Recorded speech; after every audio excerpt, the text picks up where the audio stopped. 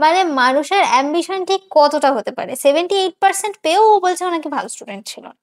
ও ভালো বলতে above 90% above বোঝে। তার মানে তো আমি অগা ছিলাম।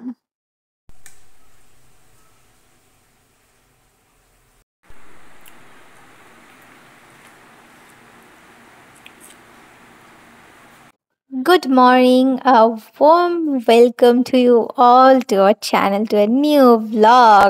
আচ্ছা, দিনটা ছিল হচ্ছে সোমবার, আর আমি শেয়ার করতে চলেছি একটা রিল্যাক্সিং আর পিসফুল ডে। তো দেখতে থাকো সারাদিনে কি কি হয়। আচ্ছা, কেউ বলতে পারবে শুক্রবার রাত আর সোমবার সকালের মধ্যে একটা মিল আছে কোথায় বলো তো? দুটোই এক্সাইটিং।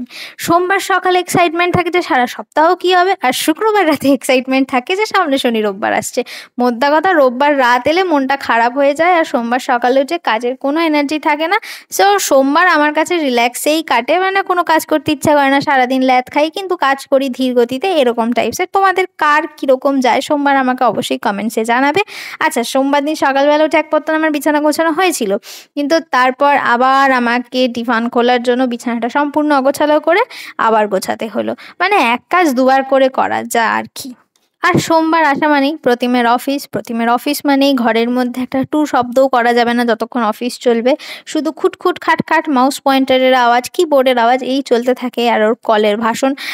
মানে একদম বোরিং লাইফ হয়ে যায়, যার জন্য আমি বেশিক্ষণ ঘরে থাকি না। অনেস্টলি স্পিকিং, উইকডেসে আমি সারাদিন নিচেই ঘুরে বেড়াই, কাজ বাজ করি, মা বাবার সাথে কথাবার্তা বলি, শুধু দুপুরবেলা শুধু উপরে আসি। তারপর তো অফিস শেষ হয়ে গেলে তখন সারা দিনের বকবক। মেয়েরা কিন্তু ছেলেদের থেকে বেশি কথা বলে, এর কারণে কি হয়, ছেলেদের সব কথা অফিসে হয়ে যায়, মেয়েদের আর কথা বলা হয় না। কথার অভাবেই মেয়েদের জীবন অতিষ্ঠ হয়ে যায়। যাই হোক, তো সকালবেলা সোমবার দিন শিয়া সিডস খেয়েছি আমি আর প্রতিম দুজনেই। তার কারণ রোববার দিন বাড়িতে মামা মামি এসেছিল, ব্লগে তোমরা দেখেছো। তো একটু হেভি খাওয়ার হয়ে গেছে, যার জন্য পেটকে একটু শান্তি দেওয়ার জন্য সকালবেলা শিয়া সিডস। আর অ্যাজ ইউজুয়াল আমি ওভারনাইট সোক শিয়া সিডস খাই না। আমি খাওয়ার 1 ঘন্টা বা 30 মিনিটস বা 45 মিনিটস আগে শিয়া সিডসটা ভিজিয়ে রাখি, ততক্ষণে বেশ ভালোই ভিজে যায়। শিয়া সিডসটা ভিজুক ততক্ষণে তোমাদের একটা জিনিস দেখাই। দেখো, প্রতিম আমাদের রান্নার পিসিকে বলেছিল একটু বেশি করে শুক্তো করতে, যেহেতু প্রতিম শুক্তো খেতে ভালোবাসে। রান্নার পিসির বেশি মানে যে এই পরিমাণ শুক্তো আমরা সত্যিই কল্পনা করতে পারিনি। তবে শুক্তোটা কিন্তু দুর্দান্ত আমাদের রান্নার পিসি করেছিল, সত্যি এখনো মুখে লেগে রয়েছে। তবে এই যে শুক্তোর পরিমাণটা তোমরা দেখছো, এটা গা উজাড় করে আমি খাওয়াতে পারবো লিটারেলি। যাকে আমরা এই শুক্তো 3 দিন ভরা খেয়েছি। তো come back to the main part, সেটা হচ্ছে সকালবেলা শিয়া সিডস তো শুধুমাত্র পেটে থাকবে না, আর একটু কিছু খেতে হবে। তো আজকে সকালে আমি স্থির করেই নিয়েছি আমি ভারী কিছু খাবো না, এবং প্রতিমা বলেছে কিচ্ছু ভারী খাবে না, যার জন্য আমরা হালকা পাতলা খাওয়ার চেষ্টা করেছি। তো শিয়া সিডস এর পর একটু ফল কেটে নিয়েছি, মানে শিয়া সিডসটা এখনো ভিজছে, এখন ফল কেটে নিয়েছি। ফলের মধ্যে ছিল নাশপাতি আর আম, দুটোই আমার প্রিয় ফল। আমের সিজন প্রায় শেষ, আর আমার দুঃখের জীবন শুরু। আমটা যদি সারা বছর পাওয়া যেত কি না ভালো হতো। আচ্ছা, আমকে এরকম 3 টুকরো করে খাওয়ার মজাটা কি জানো? আমের আটির দিকটা যদিও বা একটু টক হতে পারে মাঝে সাঝে, বা আটির দিকটা হয়তো একটু বেশি পেকে গেল, যদি এই সাইড পোর্শনগুলো ভালো হয় তাহলে আগে আটিটা খেয়ে নিয়ে তারপর সাইড পোর্শনগুলো খাওয়া যায়। আর আমি দেখেছি অনেকে না এই সবুজ নাশপাতি খোসা শুদ্ধ খায়, কিন্তু আমি সবুজ নাশপাতির খোসা না খেতে পারি না, বড্ড শক্ত লাগে। আমি নাশপাতির খোসা শুদ্ধ খাই, যেগুলো বাবু গোসা হয়। বাবু গোসাটা আর কিছুদিন পরে উঠবে, এখনই ওঠে না, সিজন প্রায় চলেই এসছে। তা নাশপাতির মাঝখানে এই যে বীজের পোর্শনটা, এটা ছাড়ানোর যে এই টেকনিকটা, আমি না এটা ট্রেন থেকে শিখেছি। ট্রেনে যখন আমি ডেলি প্যাসেঞ্জারি করতাম, তখন দেখতাম মৌসম্বি লেবুগুলো যে দাদারা বিক্রি করে খুব সুন্দর করে কাটে, মাঝখানের বীজের পোর্শনটা টুক করে বার করে দেয়। তো অনেক দিন ধরে পর্যবেক্ষণ করার পর আমি টেকনিকটা শিখেছিলাম, এবং বাড়িতে যখন আমি এখন ফল কাটি সেই টেকনিকেই কাটি। তাতে কি হয়, ফলের একটা ম্যাসিভ পোর্শন যে একটা ওয়েস্টেজের মানে সমস্যা হয় না, সেইটা এক্ষেত্রে হয় না এইভাবে কাটলে। আর খাওয়ার সময় মুখে বীজ পড়ে না, ইটস সো সিম্পল। ও, এটার কথা তো ভুলেই গেছিলাম, এটাও আমাদের ফলের মধ্যে আজকে ছিল, সেটা হচ্ছে আনারস। আমি আনারস খেতে দুর্দান্ত ভালোবাসি। আর এই যে ফলগুলো কাটলাম আমার আর প্রতিমের ভাগে ভাগে রয়েছে। ফল এবং শিয়া সিডস নিয়ে ওপরে এসে দেখি ঝমঝমিয়ে বৃষ্টি শুরু হয়ে যায়। বৃষ্টি শুরু হয়েছে, আমি তোমাদের সেটা দেখাবো না, এটা তো কখনো হতেই পারে না। তবে এই বৃষ্টিটা কিন্তু বাড়িতে বসে দেখতেই ভালো লাগে। রাস্তায় বেরিয়ে যদি এরকম ঝমঝমে বৃষ্টি নামে তখন মাথাটা হয়ে যায় গরম। আর এই বৃষ্টি কিন্তু প্রায় 1.5 মাস ধরে চলেই চলেছে, যার জন্য এই জামা কাপড় কাচা, কোথাও বেরোনো, সমস্ত কিছু পণ্ড হয়ে যাচ্ছে। বৃষ্টি মাঝে মধ্যে এক এক দিন করে হচ্ছে না। এবার কি করে মানুষের তাক করবে বলো তো কোন দিন বৃষ্টি হবে আর কোন দিন বৃষ্টি হবে না? এই যে আমার শিয়া সিডস ভিজে গেছে, প্রতিমের শিয়া সিডস খাওয়া অলরেডি হয়ে গেছে, আমি এখন বসেছি খেতে। আচ্ছা, আমি কিন্তু শিয়া সিডসে লেবু মধু কিচ্ছু দিই না, জাস্ট জলের মধ্যে ভিজিয়ে রাখি এবং তারপর আধ ঘন্টা বা 1 ঘন্টা পর ওটা খেয়ে নিই, নাথিং এলস। তো সোমবার দিন সকালে বেশ আমরা ক্লিন ইটই করেছিলাম। সকালে ফল আর শিয়া সিডস খেয়েছিলাম, তবে একসাথে সব খাইনি, কিন্তু আগে শিয়া সিডস খেয়েছি, তারপর 15 মিনিট বাদে নাশপাতি আম এগুলো খেয়েছি আর কি। আর তোমাদের আমি আগেও বলেছি দিনে একটা মিল একসাথে খাওয়ার চেষ্টা করি, তো আজকে সকালে আমরা একসাথে খেয়েছিলাম এই ফলটাই আর কি। তারপর ঝটাপট স্নান করে নিয়েছিলাম, কারণ বর্ষার দিন দেরি করে স্নান করলে আমি খেয়াল করেছি তখন আর স্নান করতেও ইচ্ছা করে না, জামা কাপড়ও শুকায় না। যদিও বা ছাদে জামা কাপড় দেওয়ার প্রশ্নই আসছে না, রেলিংয়েই দিই, তবুও সেটাই শুকোতে চায় না, যার জন্য তাড়াতাড়ি করে স্নান টান সেরে নিয়েছি। আচ্ছা, আরেকটা কথা তো আমি বলতেই ভুলে গেছিলাম, হ্যাপি তীজ টু এভরিওয়ান যারা তীজ সেলিব্রেট করো। আর এটা হচ্ছে শ্রাবণ মাসের 2য় সোমবার। আমি শ্রাবণ মাসে 2টো সোমবার পালন করি, প্রথম আর লাস্টেরটা অথবা মাঝের দুটো।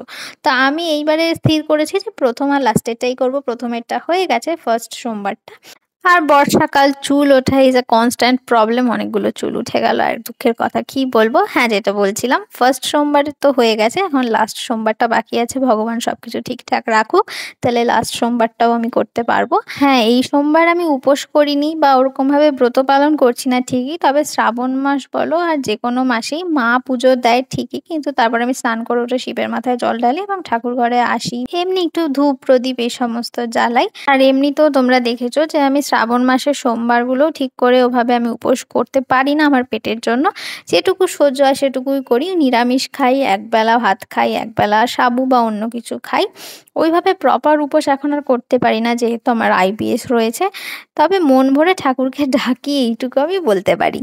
আচ্ছা, ছোটবেলা মা আমাদের বলতো, সবারই হয়তো, জানি না সবাইকে বলতো কিনা, আমার মা বলতো যে স্নান করে উঠে খালি মুখে জল খায় না, তাই জন্য একটা আর কি ছোট্ট চকলেট দিয়ে জল খেলাম। আর দুপুরের মেনুর একটা পদ তোমরা দেখেই নিচে, শুক্তো, তার সাথে ছিল শোলা কচু আলু দিয়ে তরকারি, যেটা খুব একটা ভালো, শোলা কচুটা ছিল না যার জন্য ভালো হয়নি রান্নাটা। আর তার সাথে ছিল পাতলা করে মুসুরের ডাল, আর মাছও ছিল, সেটা আমি দেখাতে ভুলে গেছি, সেটা কড়াইতে ছিল যার জন্য দেখানো হয়নি। So simple lunch. খেয়ে দিয়ে গায়ে শক্তি সঞ্চয় করে নিয়েছি, কারণ খাটের ডিভানটা খুলতে হবে, তো সবসময় তো প্রতিম থাকে না সামনে। তো আজকে আমি খাটের ডিভানটা খুলতে পেরেছি, তার একটা কারণ আছে, সেটা হচ্ছে আমার একটু মাসেল বেড়েছে। না, সেটা ঘটনা নয়, ঘটনাটা হচ্ছে খাটের ডিভানটা সকালে বললাম না একবার খুলেছি, তো একবার দিনে খোলা হলে পরের বার ইজিলি উঠে যায়, প্রথমবারটা প্রতিমকেই খুলতে হয়, তারপর আমি পারি। কি ব্যাপার? আচ্ছা, তোমাদের একটা জিনিস দেখাই, সেটা হচ্ছে এইটা হচ্ছে প্রতিমের বাচ্চাবেলাকার মার্কশিট, দেখালাম। হ্যাঁ, ও বলছে একদমই নাকি ও ভালো স্টুডেন্ট ছিল না।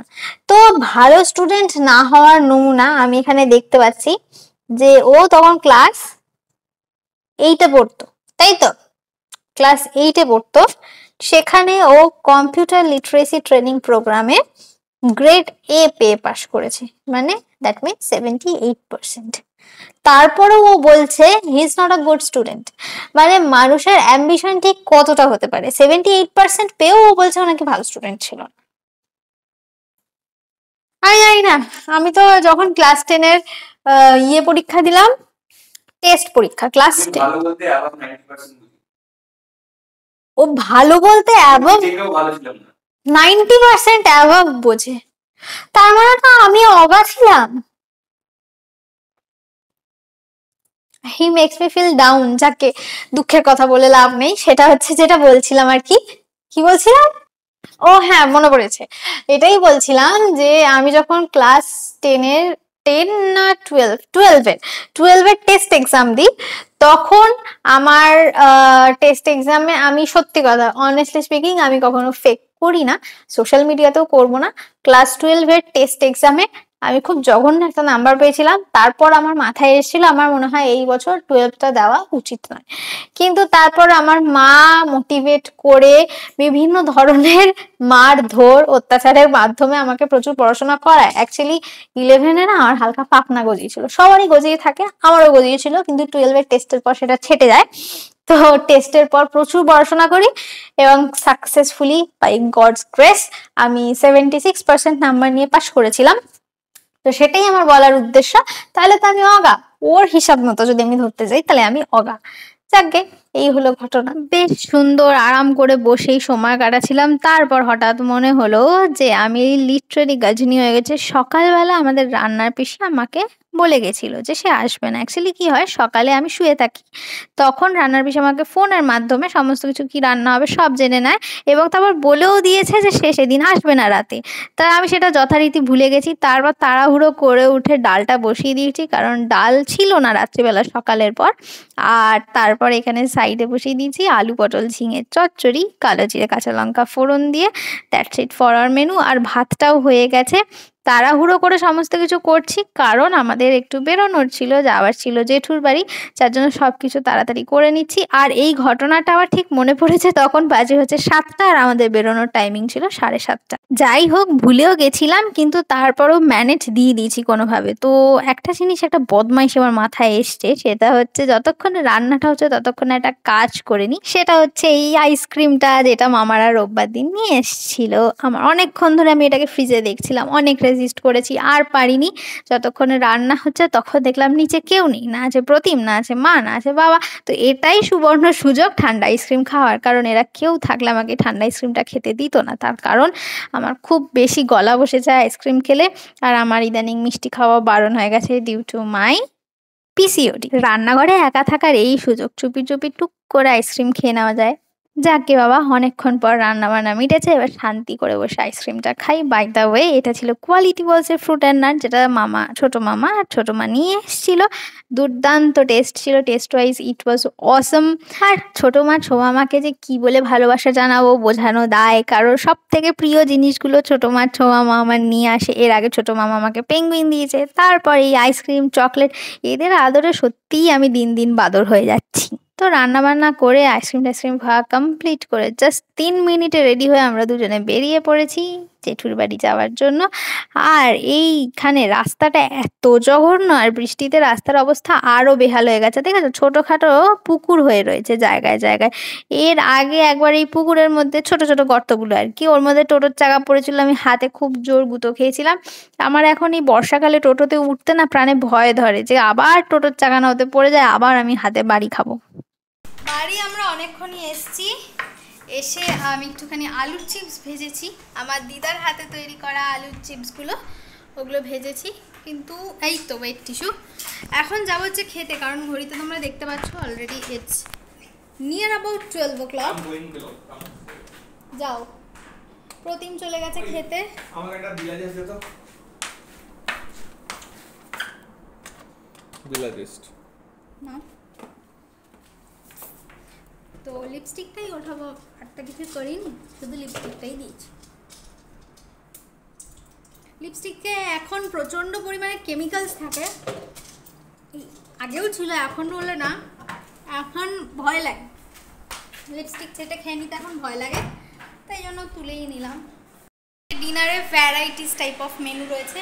এই যে এইটা হচ্ছে কালকের সেই যে ফ্রাইড রাইস হয়েছিল সেটা গরম করা রয়েছে, আর যেটা ভেজেছি আমি আলুর চিপস, সেটা এই যে এই বাক্সটায় আছে, খেতে বসে দেখাবো এবং খুললে সগি হয়ে যাবে।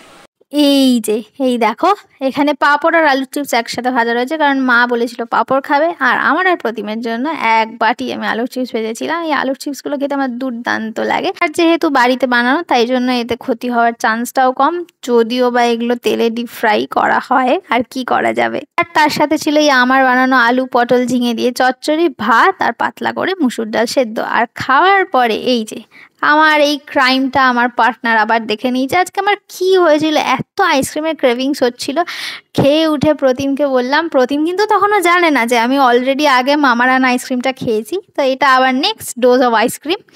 তো ফাইনালি খাওয়া দাওয়া ডান, অল ডান ফর টুডে। তো এখন স্কিন কেয়ার করে ঘুমানোর পালা, জাস্ট ওয়েট। সো ভালো ছেলেমেয়ের মতো we are ready to go to bed. তো আজকের মতো এই অবধিই থাকছে, ততক্ষণ ভালো দেখো, সুস্থ দেখো, আনন্দে দেখো, টাটা।